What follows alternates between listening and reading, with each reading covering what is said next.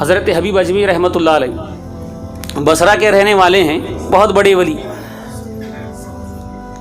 بصرہ میں ہر ایک انسان کو سود سے پیسہ دیا کرتے تھے، سود سے پیسہ دیا کرتے تھے۔ ایک دن گھر میں سیری پائے لائے، یعنی بکرے کا سر اور پائے لانے کے بعد بیوی کو دیا، بیوی پکائی، پکانے سے پہلے لکڑیاں گھر میں نہیں ہے تو گئے، وہ بھی سود کے پیسوں میں لکڑیاں لا کے دیے، وہ لگا کے پکانے کے بعد سارا خون بن گیا۔ بیوی نے کہا دیکھو جی خون بن گیا ہے، گوشت کا نام و نشان نہیں ہے، کیا ہو گیا؟ تو وہ ہانڈی اٹھا کے سوچنے لگے کیا ہو گیا۔ حسن بصری رحمۃ اللہ علیہ اس وقت تھے تو ان کی بارگاہ میں لے کے چلے، جب جا رہے ہیں تو کیا دیکھتے ہیں، بچے راستے میں کھیل رہے ہیں، بچے کہتے ہیں ہٹو ہٹو سود خور حبیب اجمی آ رہا ہے، کہیں اس کی پرچھائی ہم پر نہ پڑ جائے۔ یہ سنتے ہی دل کو بات لگتی ہے، مولا میں کتنا برا ہوں، اتنا برا ہوں، سود خور حبیب اجمی بچے مجھے کہہ رہے ہیں۔ آنکھوں میں آنسو آتے ہیں، وہ ہانڈی لے کے جاتے ہیں حسن بصری رحمۃ اللہ علیہ کی بارگاہ میں رکھ کے کہتے ہیں حضرت یہ سیری پائے ایسا ہو گیا ہے، پتہ نہیں چلتا ہے کیا ہو رہا ہے میرے گھر میں۔ تو حسن بصری رحمۃ اللہ علیہ فرماتے ہیں اے حبیب کیا اب بھی توبہ کا وقت نہیں آیا؟ کب تک حرام کھاتے رہو گے؟ کب تک اپنے پیٹ میں حرام کا لقمہ ڈالتے رہو گے؟ توبہ کا وقت نہیں آیا؟ وہ اللہ کے ولی حسن بصری رحمۃ اللہ علیہ کی باتیں ایسی تھی کہ دل میں اتر گئی، آنکھوں میں آنسو آئے، فوراً سچی توبہ کی۔ توبہ کرنے کے بعد کہا حضور اعلیٰ میں آج سے توبہ کرتا ہوں، یہ سب چھوڑ دوں گا۔ ایسی توبہ کی کہ آسمان کے ستارے بن گئے، اللہ کے ولی بن گئے۔ وہ خون وہیں پر ایک طرف ڈال کے آ رہے تھے، جب سچی توبہ کر کے آ رہے ہیں تو وہی بچے کھیل رہے ہیں، وہ بچے کہتے ہیں ہٹو ہٹو تائب ہو کے توبہ کر کے حبیب اجمی رحمۃ اللہ علیہ آ رہے ہیں، کہیں ہماری پرچھائی ان پر نہ پڑ جائے۔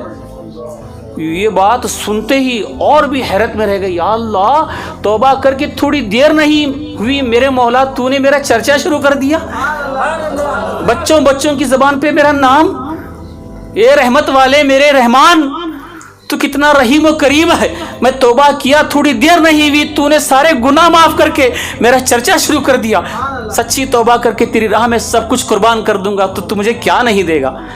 یہ ایسی بات دل کو لگی، فوراً بصرہ کے چوراہے پہ آ کے اعلان کرتے ہیں اے بصرہ والو جو پیسے میں نے تم کو دیے ہیں، سود کے پیسے جو دینا ہے مجھے سب میں معاف کرتا ہوں، خدا گواہ ہے سب کو معاف۔ سارے لوگ ان سے ڈرتے تھے، بہت بڑا سود خور ہے، پیسے نہیں دیتے ہیں تو مارتا ہے پیٹتا ہے۔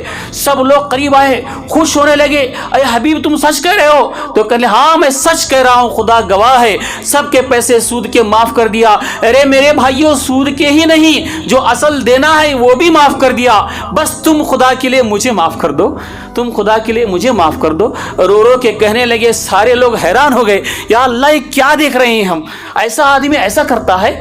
تو سب لوگ حیرت میں رہ گئے۔ اب کہنے لگے اے لوگوں جو سامان تمہارا گروی میرے پاس ہے وہ اپنا اپنا سامان آ کے لے جائے، میرے بھائیوں میں تم سے کچھ نہیں لوں گا، سب لے لو، مگر خدا کے لیے میں آج تک جو گناہ کیا ہوں سب مجھے معاف کر دو، میں اللہ سے معافی مانگ رہا ہوں۔ اللہ کہتا ہے بندوں سے معافی مانگ، تو نے بندوں کا دل دکھایا ہے، تم اللہ کے بندے ہو، مجھے معاف کر دو گے تو میرا خدا مجھے معاف کر دے گا۔ یہ کہہ کر گھر آتے ہیں، سارا مال تقسیم کرتے ہیں، سب لوگ لائن لگا کے کیوں لگا کے لیتے ہیں، اور تقسیم ہونے کے بعد سارا گھر کا سامان پورا گھر بیچ کر بیوہ یتیم مسکین لاچار میں تقسیم کر کے پہنے ہوئے ایک جوڑ کپڑے کے ساتھ بیوی کو لے کے جنگل میں چلے جاتے ہیں۔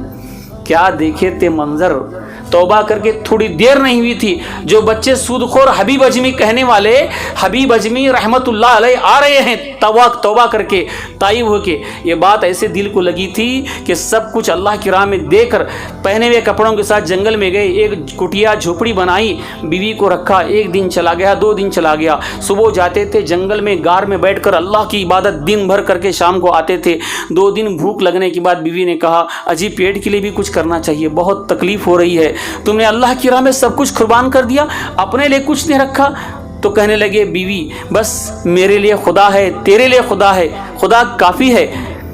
یہ کہنے کے بعد بیوی صبر کرتے رہی. تیسرا دن ہو گیا, بہت تکلیف ہوئی تو کہنے لگی دیکھو کچھ کرنا چاہیے, پیٹ کے لیے بھوک لگ رہی ہے, پیٹ میں اناج کا دانہ نہیں ہے. تو کہنے لگے اب تو صبر کر, میں کل اپنے مالک سے کہوں گا. صبح جاتے شام میں آتے, جنگل میں جا کے غار میں بیٹھ کے دن بھر اللہ کی عبادت کرتے. چوتھے دن آئے, بیوی نے کہا کچھ لائے؟ تو کہا نہیں, میرا مالک بہت رحیم و کریم ہے, اس کی رحمیت کی وجہ سے پوچھنے کو شرم آتی ہے.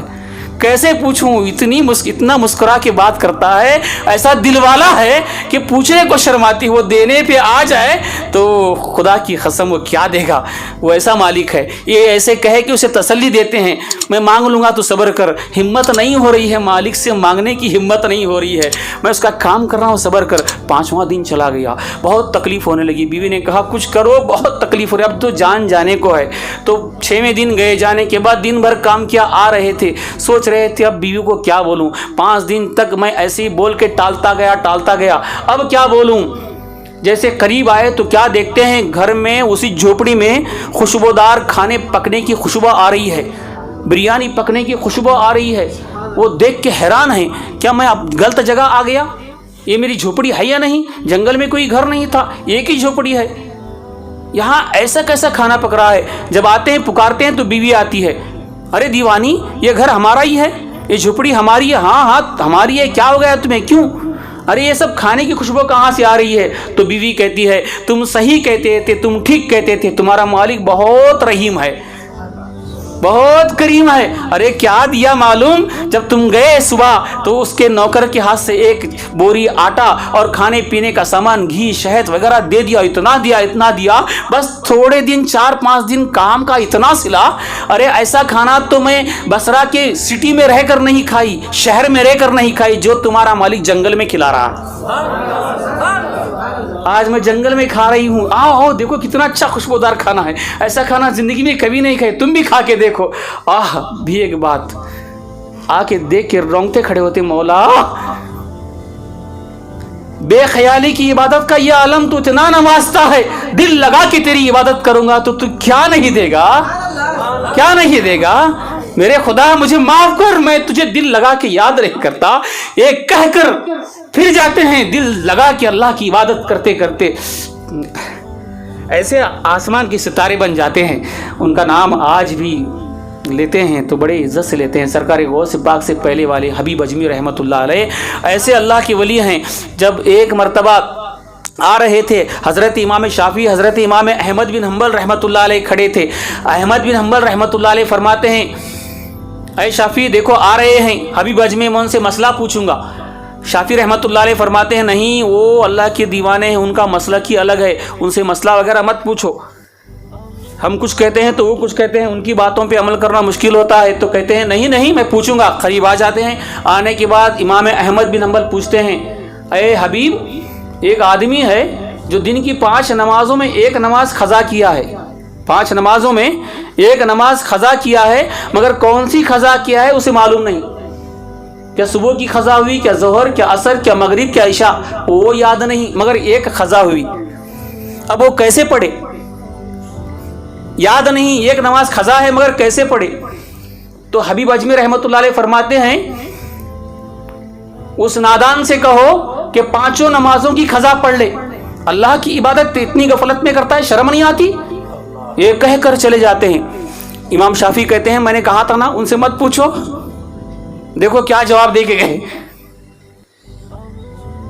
یہ کیسے اللہ والے ہیں, کیسے دیوانے ہیں.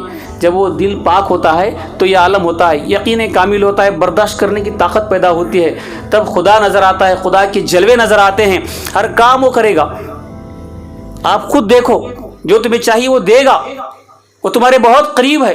تمہیں مانگنا نہیں آتا, ہمیں مانگنا نہیں آتا, بس اس کی رضا میں راضی رہو, صبر کرو, امتحان تو